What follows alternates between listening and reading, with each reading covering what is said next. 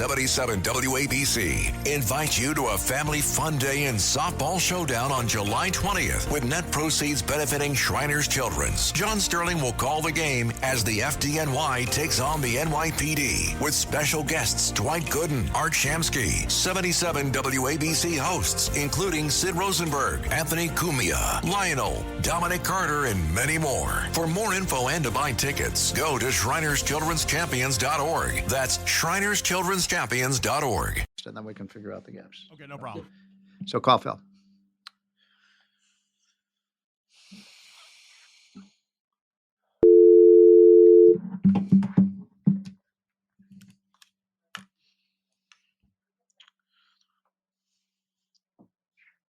So we're going to do Cudlow over at the... Yeah, you're going to head over to the DC studio.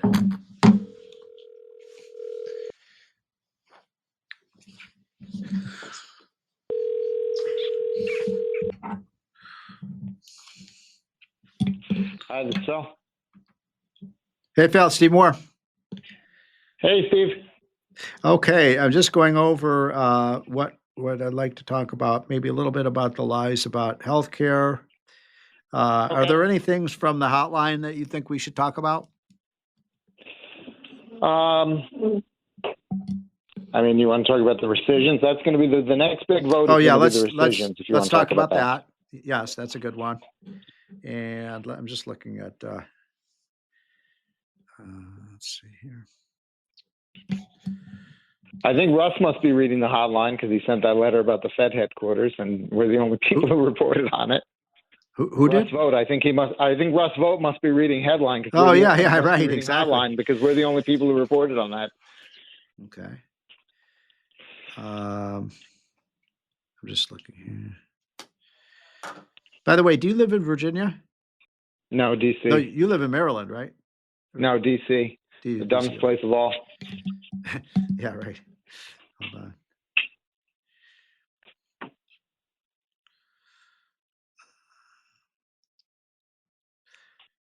Well, let's talk. This is probably a pretty good topic. The thing about the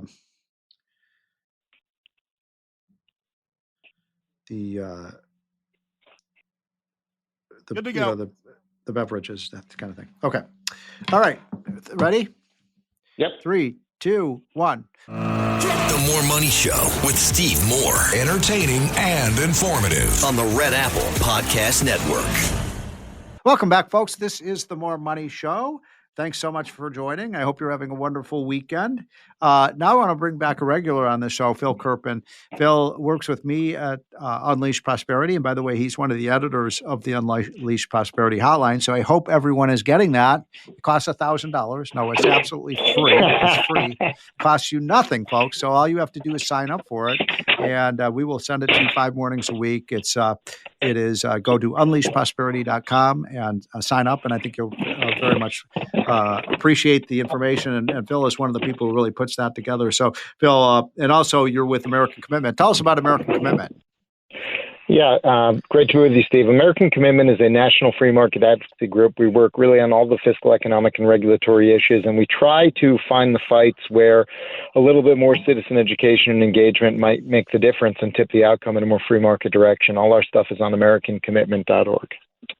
So let's start with that subject, because one of the things you work on is pharmaceutical products and the how we get new drugs in the market. And if people get angry, as you know, I get angry about the price of pharmaceutical drugs, and yet we want innovation. We want the new drugs. We want to solve all the problems with MS and the problems with cancer and heart disease and stroke and Alzheimer's and so on.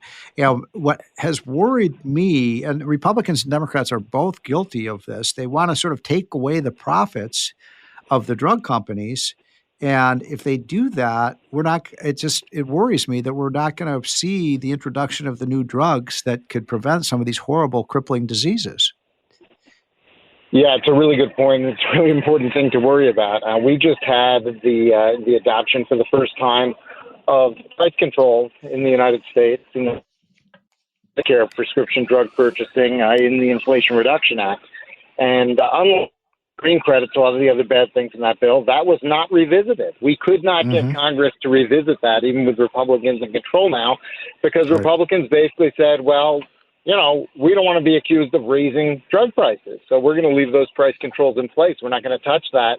And, you know, when those price controls were passed, you know, dozens of cancer drug trials were canceled, were terminated, were ended, because the economics of this business are such that for every one drug that's developed that makes it, you investigate a lot of drugs that don't make it, that fail in their trials, that don't work out. And so the average cost of bringing a new drug to market, when you average in all the ones that don't make it, is literally in the billions of dollars. Right. Now, you've got 20-year patent life. Let's say you spend the first 8 years of that developing it and getting it approved. It gives you 10 to 12 years, basically, to make back your $1 to $2 billion and a reasonable return on capital.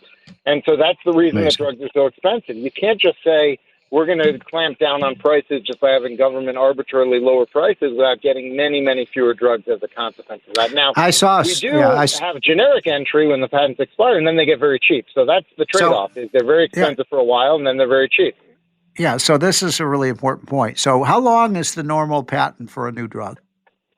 Well, the patent life is 20 years, but 20. The patent starts from the first time you discover the compound and you register the patent, and it usually takes almost half the patent life before you actually bring it to market. And so the effective exclusive period where you're actually selling the drug is only about half the patent life, maybe a little more. It's usually something like 10 or 12 years. So one of the things that Milton Friedman used to tell me, and I was honored enough to have known Milton Friedman, the greatest economist of the last 100 years, but he used to say that, the FDA, that's the Food and Drug Administration, which regulates these introductions of these new drugs. He said, that is an industry, he used to say, that kills people. I said, what are you talking about? FDA doesn't kill people. It makes sure that we have safe drugs. And he said, look, every time the FDA says, hey, we just introduced a new drug that saves 100,000 lives a year, he said, well, if they let it be introduced 2 years earlier, we would have saved 100,000 lives.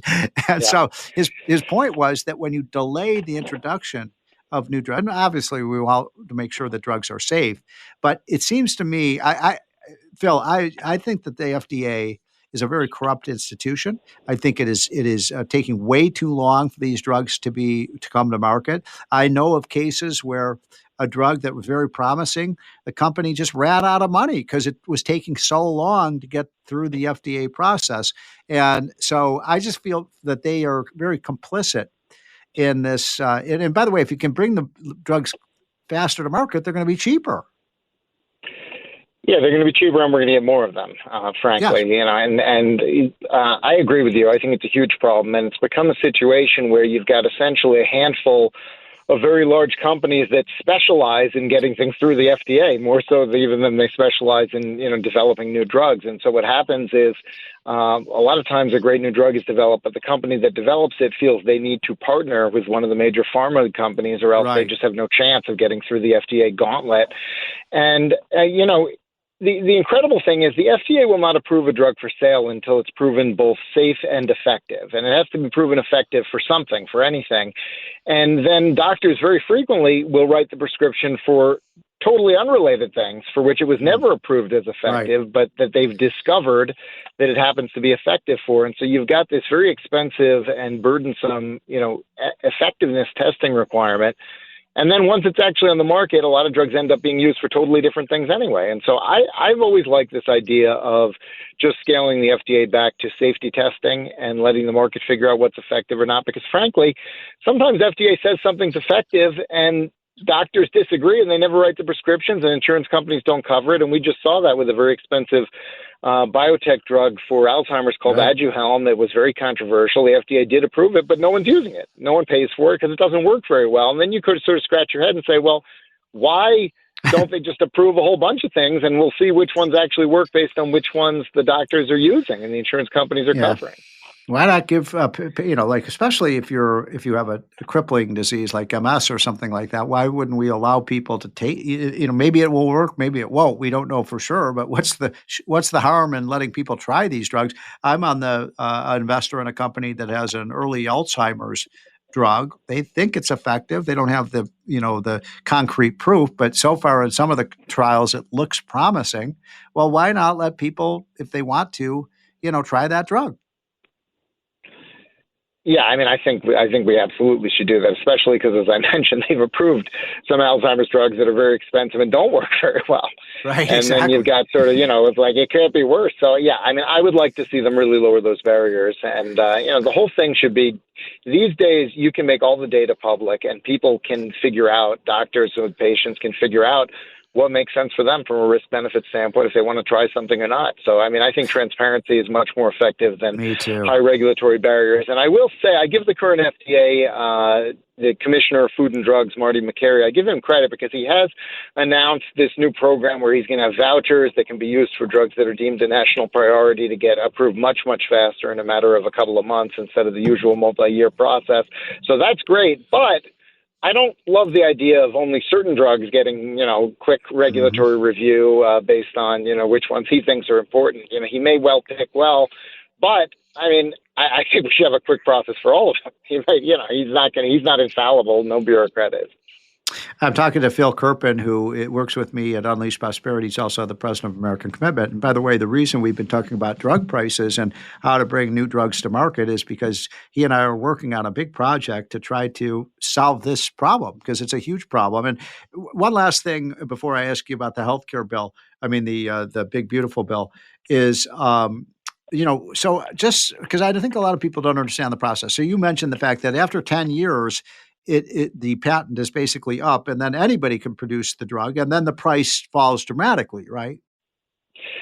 Yeah, we've done a pretty good job for most classes of drugs of getting pretty rapid generic entry, and this is one of the great successes we have in this country. Is most of the time, most of the drugs you need, you go to the pharmacy and it's $10 or $20 or whatever it is. When people talk about these outrageous prices, they're talking about those new innovative brand drugs.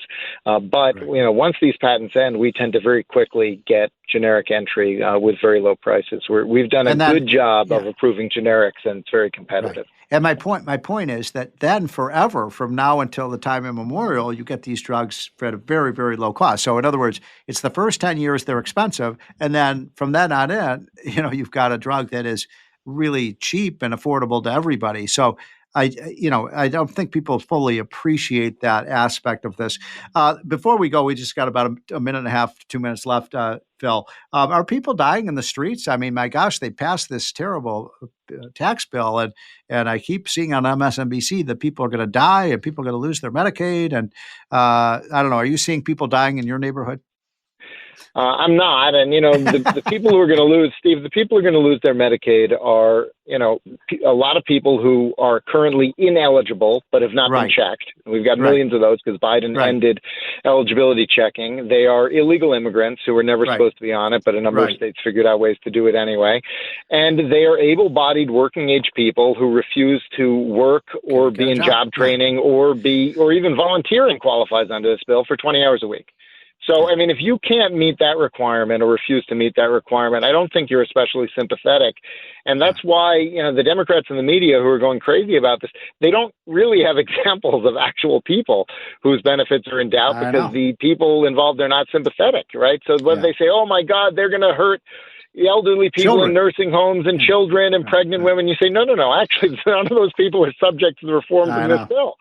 So I think that it's actually going to work very well, I think. And by the way, the numbers, Medicaid spending still grows under this bill. It's going to grow about 3% a year for the next decade now.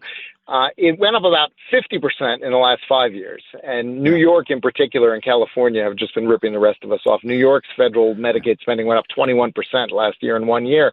So, some of these places are not going to be able to just, go vertical on their draws from federal Medicaid, but it is going to continue to grow, but if we can prevent these reforms from being undone, then after 10 years, we're going to be where we would have been if Biden hadn't had his huge increase. And that would be pretty amazing if we can accomplish it.